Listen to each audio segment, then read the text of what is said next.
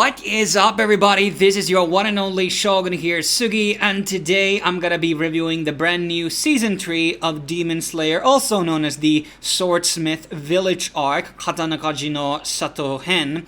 And previously, I did review the last season of Demon Slayer, which included the Entertainment District arc and also the Infinity Train arc. And in case you haven't seen that review, I'm gonna link it in the corner. But in case you're not gonna be bothering to watch that, to kind of my summarized thoughts about that, I thought they had like really good fights and the animation was, as always, really high level. But in terms of like world building and the overall plot of those two arcs, I wasn't really that much big fan of, because the first season had like this very good build up of like introducing the main characters and the main cast, and also having this sort of a very high suspense, and it also had a very gradual like world building of exploring the world of like this, fictional Japan and everything, and kind of explaining how things work also in the world in terms of demons and everything. And that's why I really enjoyed the first season compared to the second season. And now obviously we get into the Swordsmith Village arc,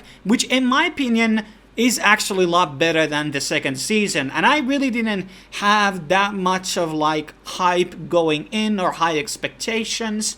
But I think in this season, obviously it's like just the one arc throughout like 11 episodes. And I think this is a good format of like actually going with 12 episodes. I mean, technically it's 12 episodes because the last episode is like 50 minutes in terms of length. So technically, yes, it's kind of following that cliche of the 12 episode format that we kind of are used to in anime, but I rather have like infrequently 12 episodes if they have the ability to basically put more time into like finessing and putting the quality in the animation. And this basically revolves around, our main protagonist going into this Swordsmith Village, which is basically the home of all the greatest forgers who basically make the weapons.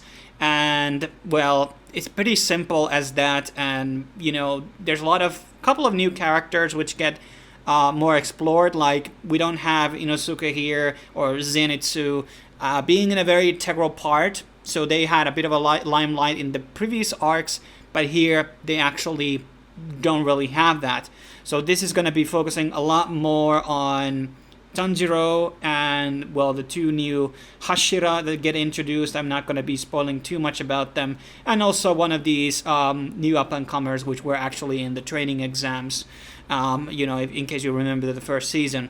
I'm not going to be talking about him a lot because there's a lot of, a bit of a build-up for him and kind of explaining his backstory and what he's all about, and, and that's sort of, and he's kind of an interesting character because he does look like a villain, and so does his brother. And I haven't read the manga, but I feel like at some point there is going to be some type of a traitor among the Hashira or somebody who gets turned into a demon. Something will happen there dynamically.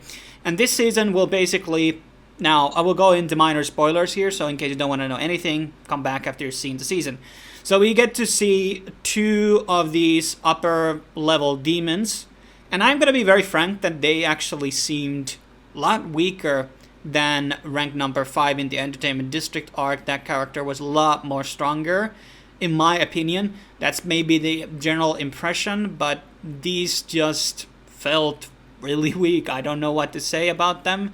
I mean, the first one that died especially, of the two, and the one that gets killed last, well, this character was a bit more formidable, but yeah, maybe had a bit more even in the Mugen Train, I think it's the upper 6 that actually is the main boss there. He was also kind of formidable in a lot of ways. And it's just that's kind of the scary part about this. Kind of reminds me of the Vastalorde in Bleach, where they were given out all of the different ranks and all that stuff.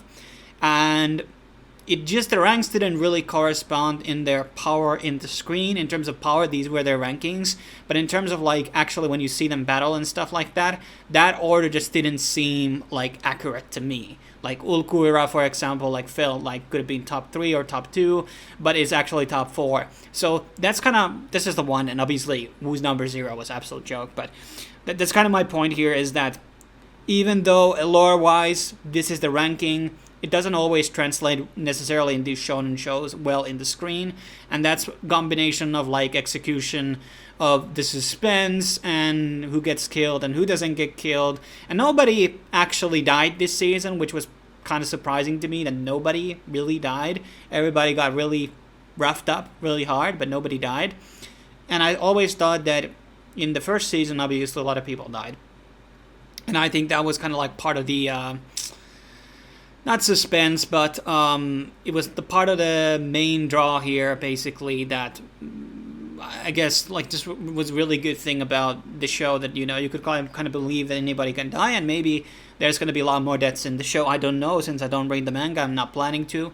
But I really did enjoy this season a lot more. It's not good as the first one, because in the first one, obviously, you get to introduce all of these characters and you learn more about the world. I guess at this stage, we're not really having too many mysteries around, like what's going on. I think you can figure out a lot of the things already. But I do think that, I don't remember how many seasons. The next one is called the Hashira training arc. I don't know what that's going to be like, but it's good to have. The thing is, like, yeah, the Mugen Train and the Entertainment District arc and this arc are kind of similar in terms of their pattern and how they function. And that's something that I don't necessarily like that much, because it's kind of like we introduce a new villain and then you introduce a new Hashira and then they fight and then you die. I'm not saying that obviously you can't have like fucking tournament arcs in this type of an anime, but you can have training arcs, which there has been. But sometimes this is kind of the pitfall of shonen shows in general. Like, you have to sometimes structure these arcs differently, that they appear different. Maybe it's a rescue arc, maybe it's an escape arc. These are types of elements you can do to kind of twist things up. And some of these major pitfalls, a lot of the long-running shonen, is that a lot of the arcs are following the same formula, and it will get old at some point. I'm not saying we are there right now with this series, so I'm going to hold my punches about like what's going to be the progression from here on. I know that we are at least like halfway through the show, so I don't think there's like that much material to be left being adapted. But I mean, it was an okay season. I definitely think it was better than the second season. I wasn't really a big fan of the opening or the ED this time, though. I mean, there were some really good ones in the past, but these I did not like at all. And I actually didn't like the ones on season 2 either. That's my 2 cents. But tell me what you thought about this season. Leave your comments down below. And obviously, we're going to be talking about the next season. And who knows, I think they're going to be at some point doing another movie. But I don't want the same style of movie. I just want a spin-off title. Maybe, or not spin-off title that's non-canon. It could be just a prequel story to some of the Hashira or something like that. But thanks for watching. I will be seeing you in the next video. Cheers.